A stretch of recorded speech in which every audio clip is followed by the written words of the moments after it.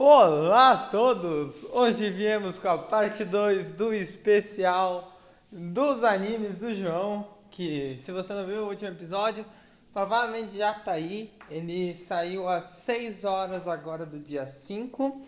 E eu falei um pouco sobre como que surgiu esse meu amor pelos animes e um pouco sobre como isso me trouxe esse podcast de análise, coisa assim. Então vamos lá, porque agora vai começar a análise que eu prometi ontem. Ontem, no caso, no vídeo. Então vamos falar hoje sobre aquele anime que muita gente conhece da Netflix. Alguns começaram a assistir anime por causa dele, feito ali por um pessoal grande e com um final muito controverso. Estamos falando hoje de Darling in the Franxx. Então, Darling in the Franxx é um anime produzido pela Aum Pictures, que é da Sony, a Cloverworks, que pelo que eu sei também é da Sony, e a Trigger, que é um estúdio que descende da antiga Gainax, que fez Evangelion. Então meio que eles já tinham um certo conhecimento em cima de robô. E como fazer batalha de robô, esse tipo assim. Até por isso é uma das coisas boas, vou falar mais pra frente. Ele foi lançado em 2018, o anime, no início do ano. Durou 2 temporadas, né, no calendário. E ele teve 24 episódios. Foi uma temporada só, mas ele durou 2 seasons, né?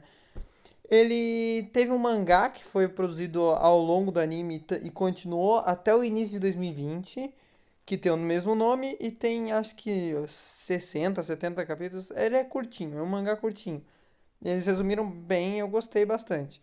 Ele é original e a história é da Cloverworks, pelo que eu sei, foi escrito pela Cloverworks. E ele hoje em dia ele é distribuído pela Netflix e pela Crunchyroll. E agora chegando no Brasil também pela Funimation, que tem dublado também. Nas 3 plataformas tem dublado. E a dublagem é muito boa, vou falar mais pra frente. Além disso, ele tem umas inspirações muito claras em alguns animes já passados. Então, ele é uma mistura, assim. Eu vou deixar isso bem claro para vocês entenderem. Se nunca assistiu, ele tem muita coisa parecida. A história. A história, ela se passa num futuro não muito distante, onde a população da Terra descobriu uma fonte de energia no interior da Terra que é a energia magma. É um líquido que eles usam para gerar energia e para movimentar as máquinas e coisa assim. Só que com isso começaram a surgir alguns bichos que iam atacar as cidades e a civilização em si, que eram os urrossauros. Nisso, os seres humanos eles começaram a viver em como se fosse domas gigantes de metal que se movimentam por aí pela Terra e tal, meio flutuando e tal. Nesse contexto, para proteger essas cidades dos urrossauros, uma das linhas de defesa, além das armas da cidade e tudo mais, são uma espécie de robô gigante mecha que são os Franks. Eles são criados pelo Dr. Franks e normalmente são 5 por cidade. Cada um tem uma pistilo e um stami que pilotam, sendo que a pistilo ela vai ser sempre do sexo feminino e o stami vai ser sempre um garoto. Eles têm que ser jovens e tem todo um contexto na história. Nisso, em um certo distrito, a gente começa a ver um personagem e os seus amigos ali. Ele é o Hiro, ou que nem o nome dele na série é 016. Ele tá lá e tal, e ele conhece uma garota que é a 02, que não tem nome, ela usa só o próprio código como nome e tal. E meio que porque todos os nomes da série foram dados por ele, tem isso, depois tu descobre um pouco mais sobre isso. E ele começa um romance com ela e tudo mais. Nesse contexto tem as batalhas e tudo mais, a sobrevivência, tem uns plot twists, é muito interessante. Os personagens são bem desenvolvidos, tipo, o que eu digo, o cenário, ele é bom, só que ele é bem inóspito, né? O cenário é sempre fora dos latifúndios, é sempre a mesma coisa, é um deserto gigante. E só que as batalhas compensam um pouco porque tu nunca olha pro cenário, tu só se importa com o que tá acontecendo, que normalmente é muita coisa ao mesmo tempo. Os personagens, aí tem na Strelitzia, que é o robô vermelho e tal, né, o principal da história. Ele é o Hiro, que é o 016, e a 02, que é código 002. O Goro e a Ichigo, sendo o 056 e a 015, na Delphinium, que é o robô roxo, roxo clarinho e tal, né? Meio um lilás, que são personagens que são como se fossem os capitães do esquadrão. 390 e 666 na Argentea, que é a Miko, a 390, e o 666, o Zorome, que ele faz um pouco de sentido no contexto da história, porque ele é todo meio radicalzão e mala, crianção, né, bobão. Na Genista, a Kokoro e o Futoshi. 556 a Kokoro e 214 o Futoshi, só que esse é o robô inicial, né? A genista é o inicial deles, depois tem um negócio e eles mudam. E a 326, o 326 que é o Mitsuru e a 196 que é a Ikuno, eles vão no último. Que tem um nome horrível que é a Clorofiton, né? É o último robô. É meio que. E cada um tem as suas habilidades especiais, cada robô tem uma arma e tal. Mas no final tu entende um pouco também e tal, tudo por causa do. Que eles são meio que tipo esse esquadrão de testes, tudo muito interessante. Além disso, a série ela tem um desenvolvimento interessante. O romance, que é o principal, é muito interessante. No momento tu odeia, no outro tu ama, no momento tu odeia, no outro tu ama. É incrível. E além disso, a história tem um plot twist bem mais interessante do que outras histórias. E eu ouso dizer que eu acho que o plot twist é melhor que o de Fullmetal, porque o de Fullmetal ele era meio previsível. Ali não, ali tu tem um pouco disso, mas tem uns outros plot twists que vão acontecendo ao mesmo tempo e que são muito bons, eu gosto bastante. Sobre a parte técnica daí. Ele tem dublado e legendado, ambos em português. Eu acho a animação muito boa, principalmente nas cenas de batalha é incrível. As músicas, nossa senhora, as 5 músicas de encerramento, são 6 na realidade, são muito boas, que tem algumas ali muito notáveis. Ele tem uma divisão de 2 partes, que seria Torikago na primeira parte, que ali é os primeiros episódios. Depois tem Masatsu no Setsuna, sei lá, não gosto muito. E o terceiro encerramento é Beautiful World. Ali tu já tá mais ou menos na metade da série. E depois tem Hitori Escape, que é uma das mais notáveis, porque ali no. Acho que é ali na Batalha do Gran Crevasse e tudo mais, é muito importante para a história. E Darling, que daí é a que encerra, pelo que eu me lembro, a série ali também nos episódios finais e tudo mais. É meio que são aberturas que tem muito nome, algumas delas. Torikago, Beautiful World, Hitori, a Escape e Darling são as principais. A segunda meio que ninguém se lembra muito. Além disso, a dublagem é muito boa. A dubladora da Zero Two é muito notável, tu consegue perceber muito bem, porque ela faz um voice work muito bom na série inteira, porque ela leva aquilo que a legenda queria dizer misturado com a expressão da personagem original. É muito bom, eu gosto muito. Os outros dubladores também são bons, mas é que como ela tem toda aquele arco de ser a personagem principal, porque por mais que o Hiro seja o personagem principal, ninguém se importa com ele, porque ele é muito ruim. A Zero Two ela tem muito destaque nessa história.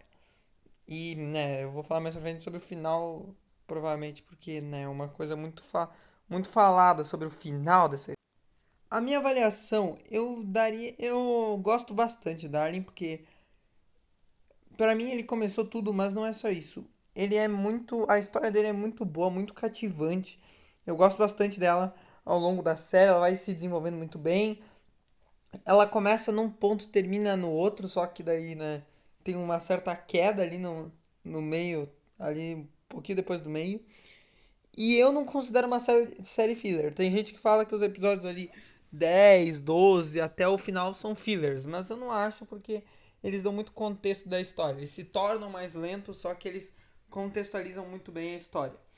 E sobre o final, que é tão, tão controverso. Controverso não, porque ninguém fala que ele é bom. O final, ele realmente, eles tentaram aumentar a história e ficou ruim. Não foi uma tentativa de aumentar a história, eles só quiseram terminar a série num ponto alto, mas na minha opinião eles acabaram terminando num ponto baixo.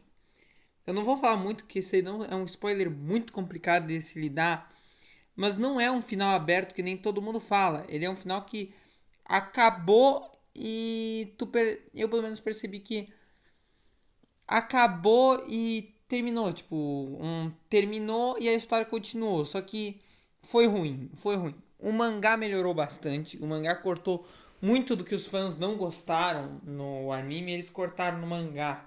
Então, isso também ajudou para diminuir um pouco a história. Na questão de, tipo, o que acontece, meio que o problema foi que eles divergiram o conteúdo. A série ela é sobre luta e tal, e ela muda muito, ela vai para um outro ramo, ela vira um outro tipo de anime. Então ele vai do mecha tradicional para um negócio espacial que não faz nenhum sentido e coisa assim. Por sorte é só 2 episódios, mas meio que quebra tudo por causa do final, não vou falar mais.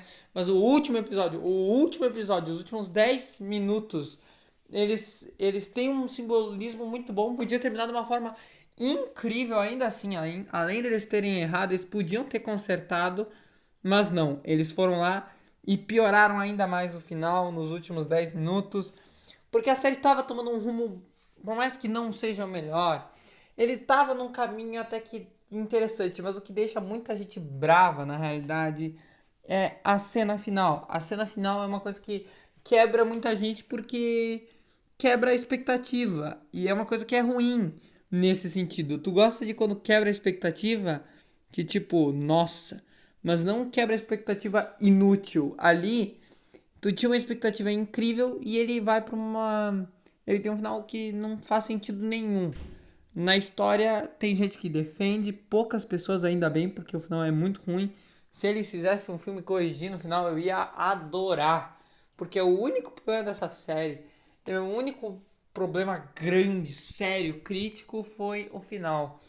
E o final tu não pode errar, o final tu tem que caprichar, tem que ser uma coisa boa. O mangá terminou em aberto e terminou de uma forma melhor, porque mesmo sendo aberto é melhor do que tentar fechar e fechar cagado, não tem como. Ai, todo mundo que eu falei não gosta desse anime, ou então não gosta do final, porque faz sentido. Tem muita gente que não gosta por causa do final ser ruim. A série desenvolve bem, tudo mais, é um romancezinho e tal, mas tem a parte de luta e tal, o shonen clássico e tal. Só que foram inovar e fizeram cagada. Meio que era um gênero que já estava saturado. O robô já está saturado há décadas já. Em 95, em Evangelho, ele já era saturado. Então ele é um gênero saturado, só que já deu uma melhorada, já deu uma amenizada. Porque não lança mais muita coisa. Só que daí tu vai lá e tenta sair daquilo lá pro final e estraga tudo. Porque o final, ele tava interessante até o último episódio, porque tinha ali a parte do romance dos dois e tal, e um salva o outro e briga, tá? Só que daí tu vai lá e acaba com qualquer possibilidade de segunda temporada. É uma coisa que é ruim, termina em aberto, termina que nem Konosuba. Pronto. O Konosuba pode ter filme ou pode não ter. Ninguém se importa, o final já acabou. Tipo, aquilo que tem já acabou.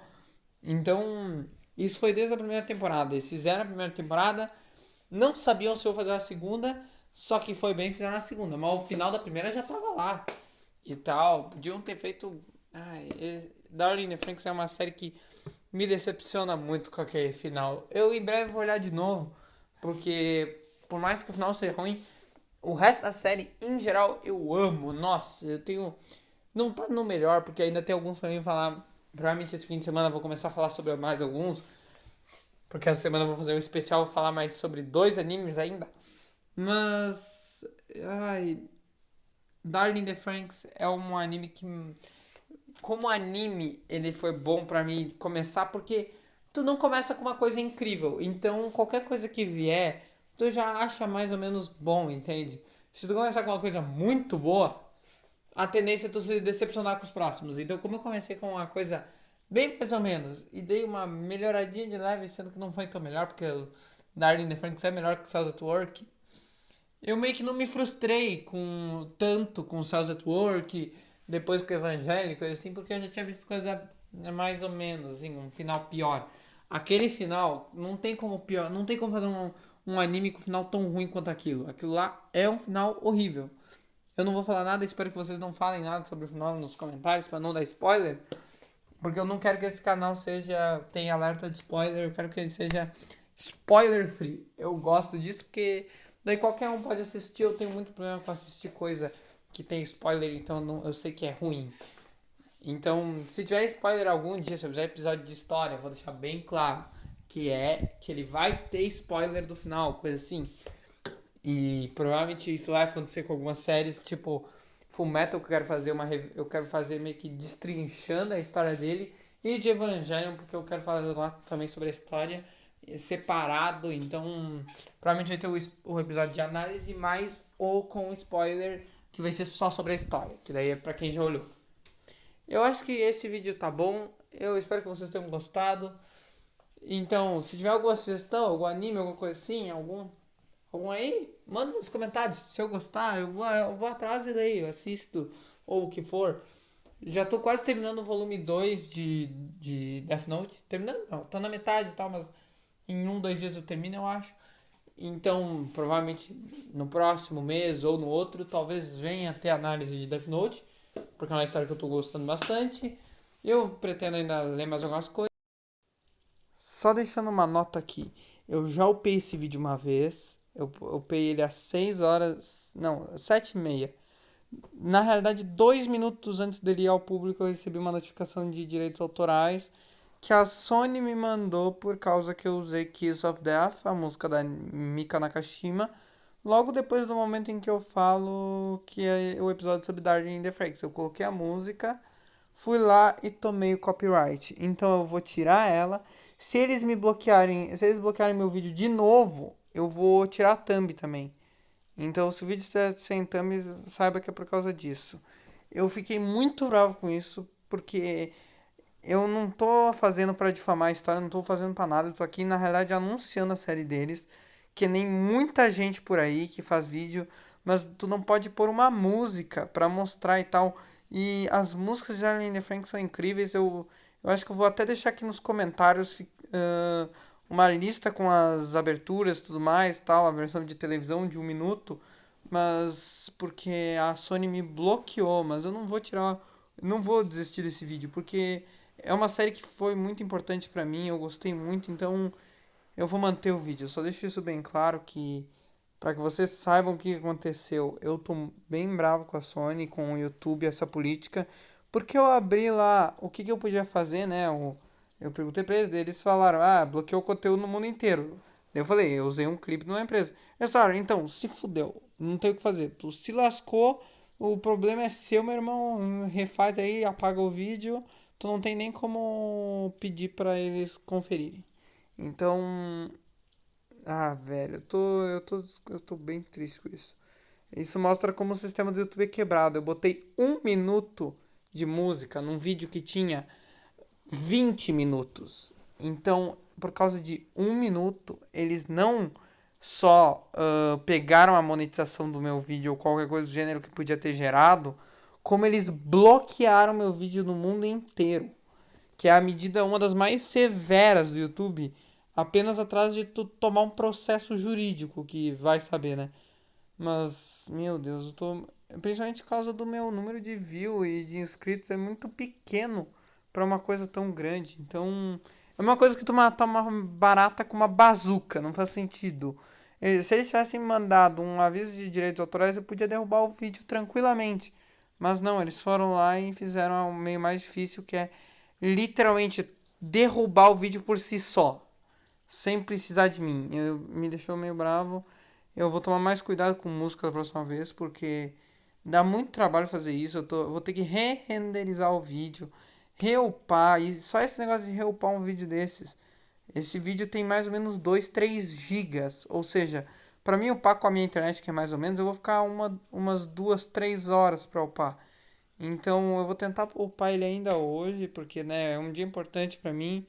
Mas eu espero que termine hoje, antes da meia-noite. Então é isso.